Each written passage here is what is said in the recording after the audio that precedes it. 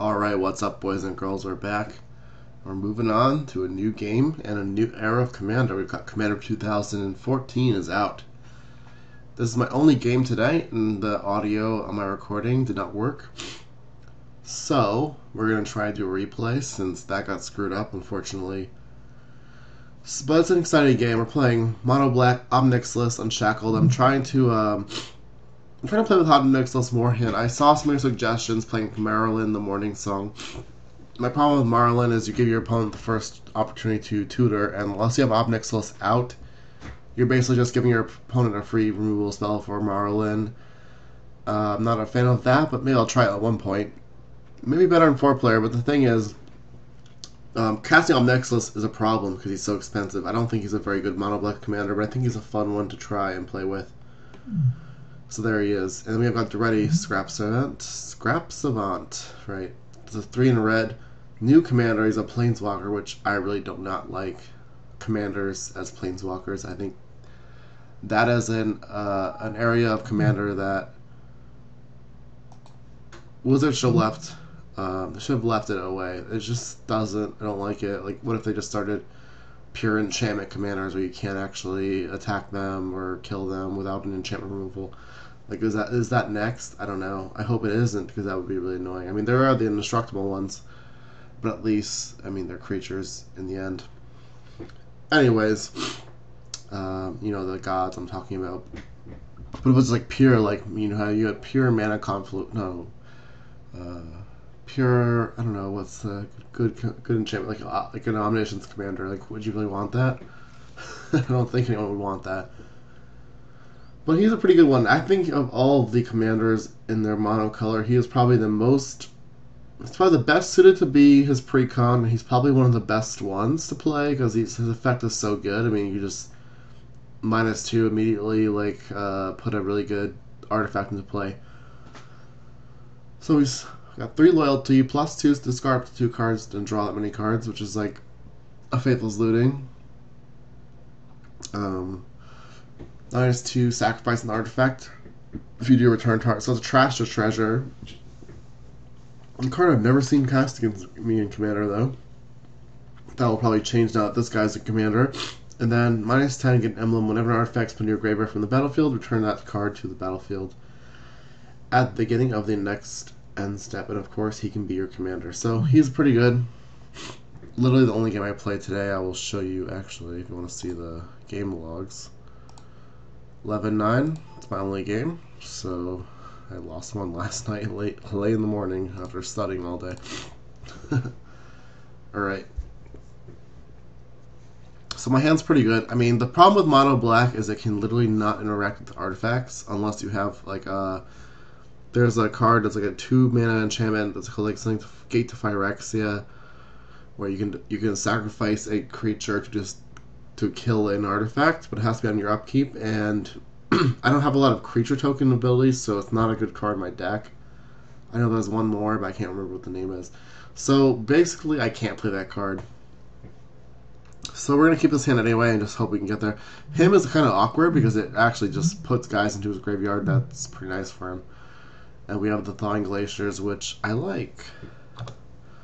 Because, you know, lets us draw out of our mana. If we draw a mana light hand, we can just Thawing Glaciers and hopefully cast Liliana. But we draw Fellwar Stone, it's not bad. Basically just a colorless rock. And I'm surprised that they should just reprint this card at some point. I think that would be really exciting. Just reprint a Fellwar Stone. I mean, maybe it's too good, and maybe it's not. So I think my opponent might be playing the... no, not the stock deck. He's got a Wheel of Fate. But he's got all stock cards so far. Which makes a difference in the decision process. I actually don't know his deck that closely because I haven't gone over it yet with a fine-tooth comb. But we get to Crypt Gas, and the reason I don't play him on turn 2 is because I have the Crypt Gas in my hand, and I wanted to start doubling my mana because I have so many expensive spells in my deck, like Nixilis, like Liliana, Grave Titan. I drew the Guild Lotus and him, so that is the reason I did not just him. Plus, him is not so great when he's got a Wheel of Fate on the stack. So I just want to kind of build my own mana, you know, build my own board and like let his Wheel of Fate go off with me not losing much off of it. Runescar Demon, not another demon. There's a little bit of a sub-demon theme in this deck, but not like a strong one. I cut a couple of demons because they sucked really bad. And we could extort here. We will. We'll get another swamp. So Wheel of Fate's pretty good because we're drawing swamps every turn, but we're not gonna be able to get rid of all the lands because we have the Slung Glaciers, which is fine. But now we have to hit him. See what he hit. We hit with the him, and we hit Word of Seizing, which is pretty good that he doesn't have that anymore, and the Duplicate. So this is not that great for me. So he doesn't have the stock deck because he's a promo Duplicate. And Duplicate is pretty good target for his -2, where he can just sack random artifact and duplicate whatever he wants to. So I saw that and I got a little bit worried, and I hoped he didn't hit a land, but he did. And he casts Commander, and I'm pretty sure he's in +2 it because he has nothing else to do. Malin Bosch. Bosch is a card I've not seen. I saw it a bunch when I first started playing the game, probably like, man, it's been almost 2.5 years ago, and I saw Bosch quite a few times. Maybe it was one guy who played it. I have not seen Bosch since that. It's kind of sad because he's a cool guy and he can do fun things, but I think maybe we'll see him more, but probably not as a commander. But I've literally not seen Bosch in like 2.5 years, which is pretty sad. Draw another swamp, which is pretty awful. So we're going to attack Daretti, sorry. I'm saying Daretti, like the other commander from last year. I could have just killed Daretti. I might have, should have, maybe with a -ing him to give him +4/+4 and just killing him right away. But I got kind of greedy because I don't know why. That was probably a mistake. I think I should have just minus and killed his Daretti because his Daretti can't reanimate artifacts if I just kill it off right away. Because he'll just be mana screwed. Well, not mana screwed, but he'll have his mana tightly packed over. Instead, we're just kind of like trying to spew off our hand. That's probably a mistake, actually. I wasn't really sure what to do. I was thinking about it, but I just wanted to develop my mana, develop my board, and in the meantime, I let Daretti go off with his abilities, and only hit him for 2, which is not good. So let's see what happens. He hits a Whip Flare, which is pretty insane against my board, right? Because I have a bunch of 2/2s and the Grave Titan, right? And then what does he do after that?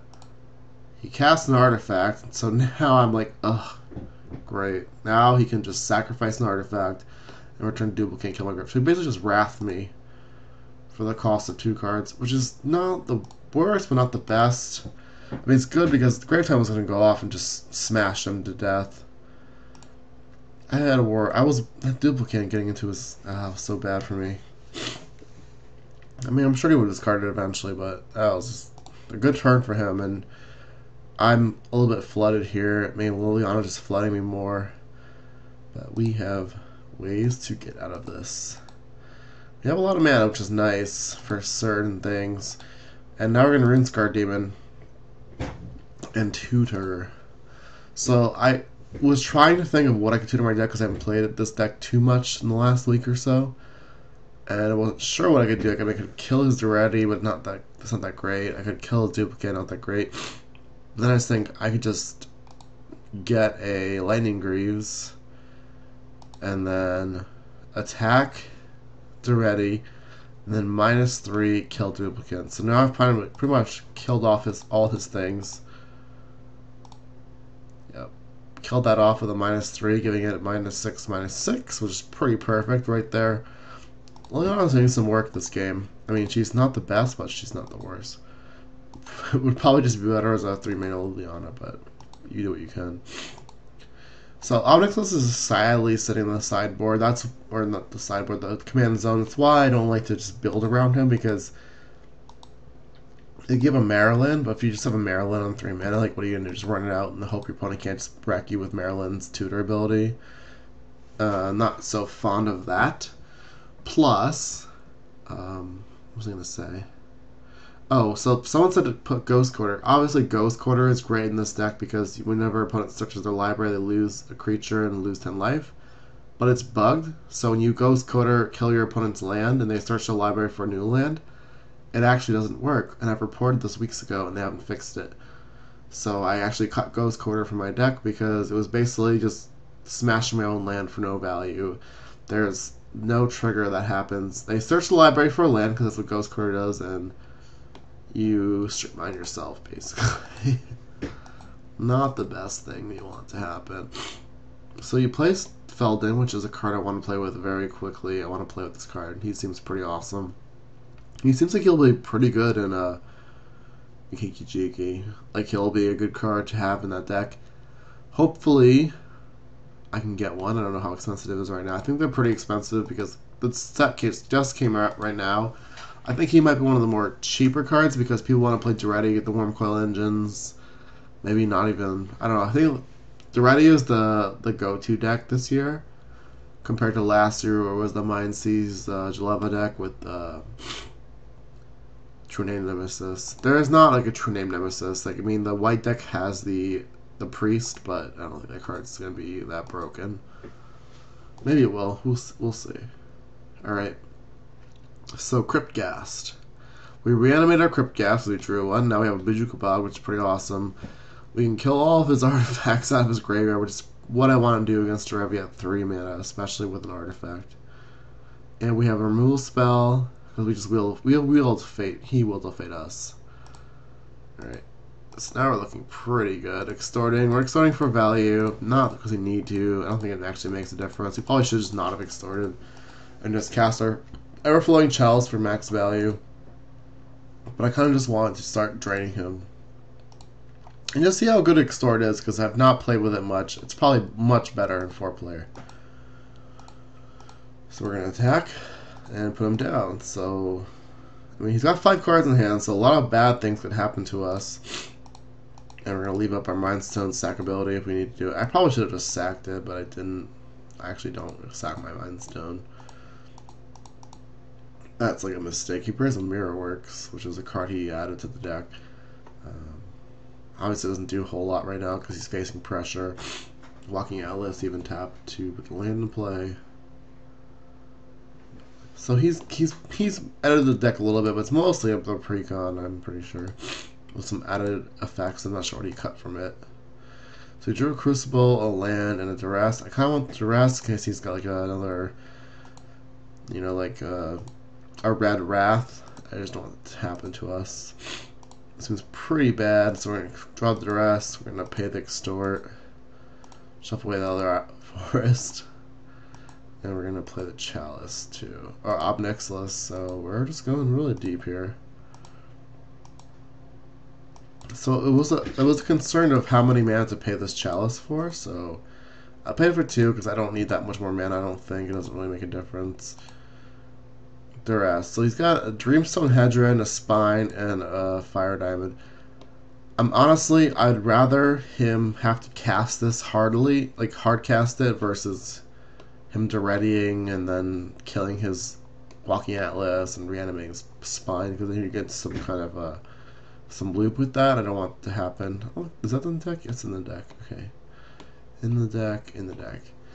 So take the Dreamstone Hedron because you could cast it, and then 1, 2, 3, 4, 5, 6. You double copy it. I just don't want it to happen. I don't want this in his graveyard right now. I'd rather him just hard cast it and try and do his Phyrexia's Core thing with it. Because, ooh, look at my top of my deck, because I topped and I have a Narcana Revenant, so I just start killing him pretty easily. He's at 22 life. So hopefully I left some mana untapped. Draw a card. And we'll start attacking. And I should have attacked with Nixilis, but I moved it over Narcana, because Narcana actually can just kill him faster than Nixilis ever will. So we're going to do that. Even though this is commander damage, this is not, but in the meantime, you have Narcana Revenant. Alright, so he plays a Mirror Worked, Mind Stone. So he gets 2 Mind Stones for the price of 1. That's an uncommon, okay. Fire Diamond is an uncommon. Good card. And he Mirror Works it again. So now I know I'm just going to win the game because I have this -3 ability. Target creature gets -X/-X. I can just kill this guy no matter what he does. I know his hand is Spine of Vishaw. This isn't going to do anything. And we're just going to kill him. So that's pretty awesome. And I wasn't gonna like strictly do the math if he blocked and he didn't, we didn't kill him. So I just make sure I killed his Walking Atlas first because I wanted it to die, so I can actually just kill him. And we're not gonna cast more spells because we know he's dead. And we'll just pump it once or twice with our mana to make sure he dies for sure. So that was the first game. I'm studying for exams. I'm a little congested from seasonal allergies yet again. No Patriots games today. Sorry for the long-winded video. Last time for the story. People wanted the story, so I gave it. So that's the story. I mean, it's Monoblack. I think if his deck was more tuned, he probably would have easily just crushed me. But he has a lot of the precons. The precon card's actually very good. This precon seems very good. Actually, I was saying this earlier to Tarasco / Conqueror and Commander, that I think the precon decks this time around are just much, much better than all the other precons they've printed because they're monocolored. They're much more focused. The old decks were much more focused on like 3 commanders. These ones are much more focused on the color, and I think they all pair with the they all are good with each other. Like Kemba is good with the Planeswalker, and then the other guy is pretty good with creature tokens. So I think these cards they're just very good precons. If you want to get into the format, I would recommend you buy a precon that you like the color of, or the commander, or whatever it is, because this guy gave me a run for my money. I'm playing Mono Black, so I can't interact with artifacts, but obviously other decks could. But definitely a good guy, and it's almost the precon. So thanks for watching, guys. See you next time, and I'll go back to studying. Have a great Sunday. See you.